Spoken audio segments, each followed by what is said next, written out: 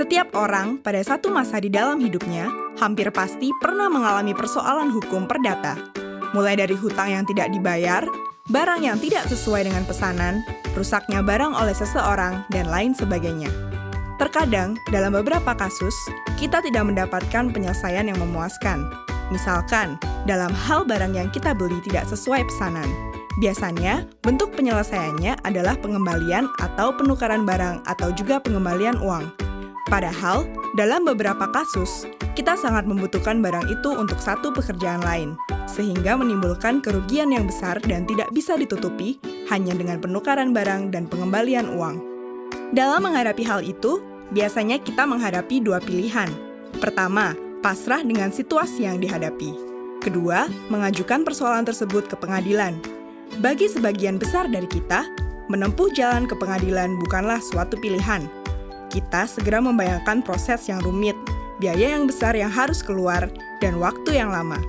Bahkan, di masyarakat kita, ada sebuah anekdot tentang proses pengadilan yang bilang bahwa bersengketa di pengadilan ibarat memperebutkan kambing, namun bisa kehilangan sapi. Sehingga, bagi sengketa dengan nilai yang tidak terlalu besar, kita cenderung bersikap pasrah dan menerima bentuk penyelesaian sekalipun penyelesaian itu tidak adil. Menyadari hal tersebut, Mahkamah Agung telah mengeluarkan alternatif penyelesaian sederhana yang dinamakan Tata Cara Penyelesaian Gugat Sederhana, atau sering disebut Acara Gugatan Sederhana. Acara gugatan sederhana dibentuk berdasarkan Peraturan Mahkamah Agung Nomor 2 Tahun 2015 tentang Tata Cara Penyelesaian Gugatan Sederhana. Pada intinya, peraturan ini memangkas prosedur acara perdata, membatasi waktu penyelesaian perkara perdata sampai 25 hari, dan melakukan proses secara sederhana. Namun demikian, acara gugatan sederhana tersebut hanya diperuntukkan bagi perkara-perkara perdata yang memenuhi beberapa persyaratan, yaitu 1. Nilai tuntutan yang diminta tidak lebih dari 200 juta rupiah dan tuntutan bersifat material. Tuntutan yang bersifat imaterial tidak dapat diajukan karena pembuktiannya tidak sederhana, seperti kehilangan reputasi, perasaan tidak nyaman, atau kerugian emosional lainnya.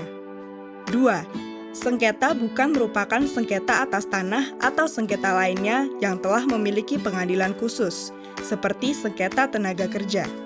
3. Penggugat dan tergugat harus dalam satu wilayah hukum yang sama. Sebagai contoh, orang yang tinggal di Jakarta Selatan hanya dapat menggugat orang yang berada di Jakarta Selatan, tidak dapat untuk menggugat orang yang tinggal di Jakarta Pusat. 4. Penggugat dan tergugat masing-masing hanya terdiri dari satu orang, namun juga dapat lebih dari 2 orang selama dapat menunjukkan kepentingan hukum yang sama.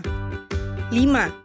Tergugat harus jelas keberadaannya dan tidak dapat dilakukan pemanggilan dari pengadilan negeri wilayah lain. Acara gugatan sederhana didasarkan pada beberapa prinsip, yaitu 1. Pendekatan pada proses persidangan adalah bersifat mudah. Artinya adalah penggugat atau tergugat tidak perlu memusingkan pasal-pasal yang akan dituntut. Penggugat dan tergugat hanya akan menjelaskan pokok persoalannya. Hakimlah yang akan bersifat aktif untuk menentukan pasal mana yang digunakan dan hal apa saja yang perlu dibuktikan oleh penggugat dan tergugat. Jadi, apabila ingin mengajukan gugatan, maka cukup mengisi formulir yang sudah disediakan di pengadilan. Mereka juga tidak perlu didampingi oleh pengacara. Apabila kesulitan dalam mengajukan gugatan, penggugat akan dibantu oleh petugas pengadilan. 2. Waktu penyelesaian yang cepat. Salah satu tujuan dari acara gugatan sederhana adalah untuk mempersingkat waktu. Pada gugatan acara perdata, waktu penyelesaian rata-rata adalah kurang lebih 450 hari dari tingkat pertama sampai dengan Mahkamah Agung. Acara perdata dapat melalui 3 tingkat pengadilan. Pertama, di pengadilan negeri, kedua, tingkat banding pada pengadilan tinggi, dan ketiga, tingkat kasasi pada Mahkamah Agung.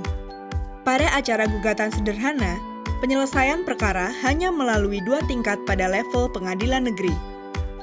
Pertama adalah pada tingkat hakim tunggal di pengadilan negeri dengan waktu penyelesaian 25 hari kerja sejak hari sidang pertama, sesuai pasal 5 ayat 3 Peraturan Mahkamah Agung tentang gugatan sederhana.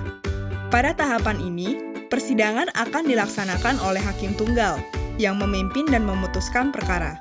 Kedua adalah tingkat keberatan oleh majelis hakim di pengadilan negeri.